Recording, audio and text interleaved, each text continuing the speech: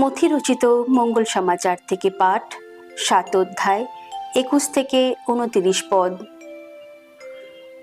যারা আমাকে প্রভু বলে ডাকে তারা সকলেই যে স্বর্গরাজ্যে প্রবেশ করবে তা নয়, বরং স্বর্গে বিরাজমান আমার পিতার ইচ্ছা যে পালন করে সেই সেখানে প্রবেশ করতে পারবে।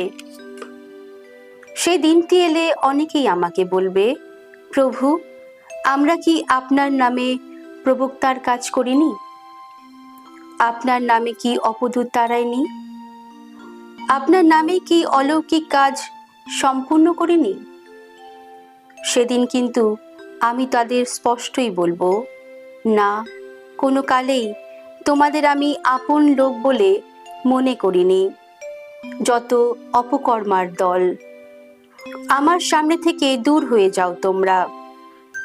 তাই যে কেউ আমার এই কথা শোনে এবং মেনে চলে সে তেমন এক বুদ্ধিমান লোকেরই মতো যে নিজের বাড়ি গড়ে তুলেছে পাথরের ভিতের ওপর। হঠাৎ বৃষ্টি নামলো, বন্যা এলো, ঝোড়ো হাওয়া বইল, ঝাঁপিয়ে পড়লো বাড়িটার উপর, কিন্তু বাড়িটা তবুও ভেঙে পড়ল না, কারণ পাথরের ওপর গাঁথা ছিল তার ভিত।